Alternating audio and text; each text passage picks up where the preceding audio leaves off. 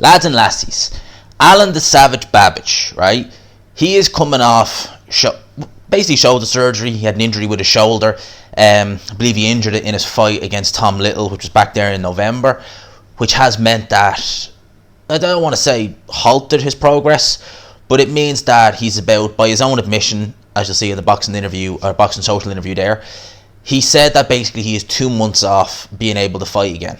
Now, that would put his kind of planned fight would be kind of April, May time. Now, Eddie Hearn has said that there's a card planned at some stage in April, which will likely be pay-per-view. No idea who's on it, no idea who's headlining it. I've heard a few names mentioned, heard a few fights mentioned. We won't know until probably close to the date. So you'd imagine they'll target Alen Babic's return for one of those dates. I know when Dana White Povetkin 2 was announced, even for January, even for March, people were saying, first question was, Alen Babic will be on that card. Then when they announced the card in full, I had guys like Fabio Wadley on it, but they didn't have Ted Cheeseman and James Metcalf. They didn't have Babic on it. That was when I saw an Instagram post from him saying that he'd injured his shoulder. So I was like, okay, he won't be fighting for a little while longer. Now, he said in that interview with Boxing Social that he wants Lucas Browne as his next opponent. Okay? He want to fight Lucas Browne.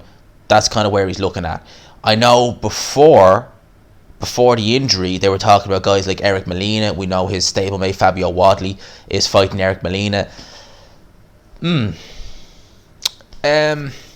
Browne is...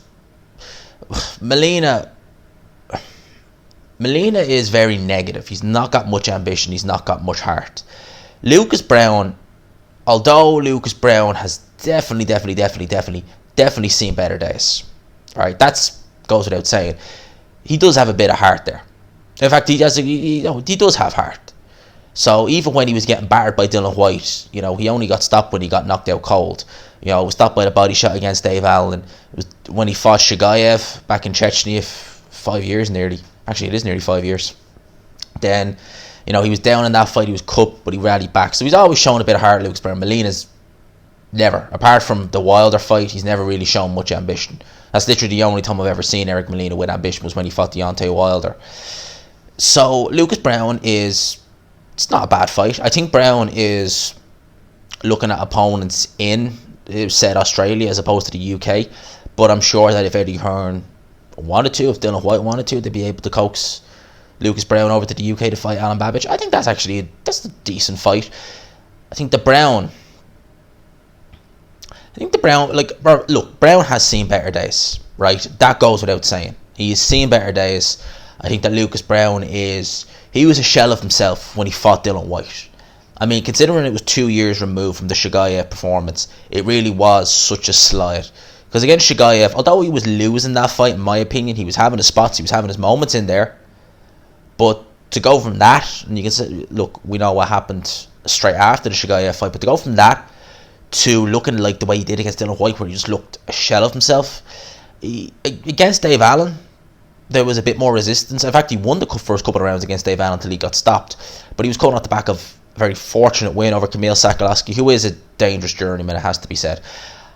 I think that Browne can still punch when he jabs, when he gets on his bike. Might cause Alen Babic a few little things to think about there. I think the punching power of Lucas Browne is definitely there. Still, power, I always say, is the last thing to go. So we need to see. I know Alen Babic, he can't be tagged, he can't be countered.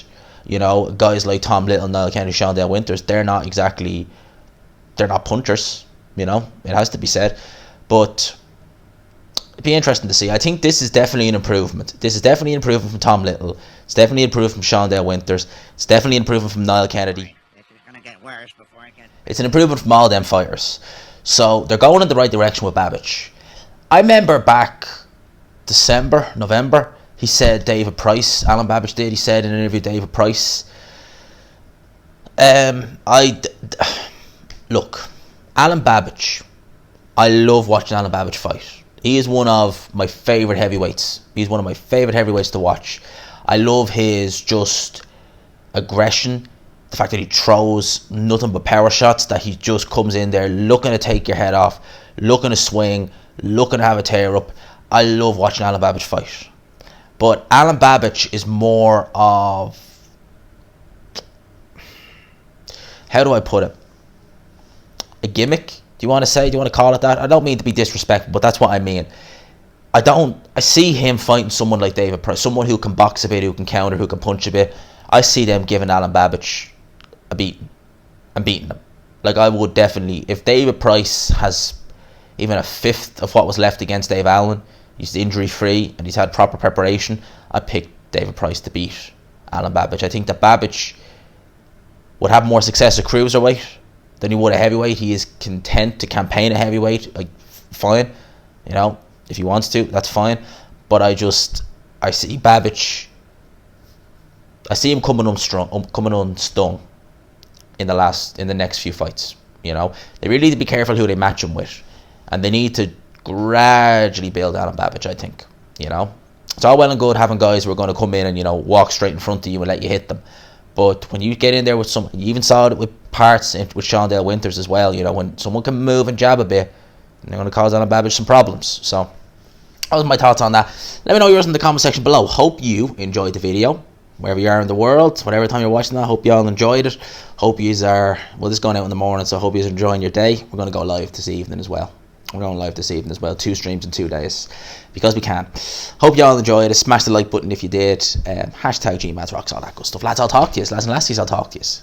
Peace.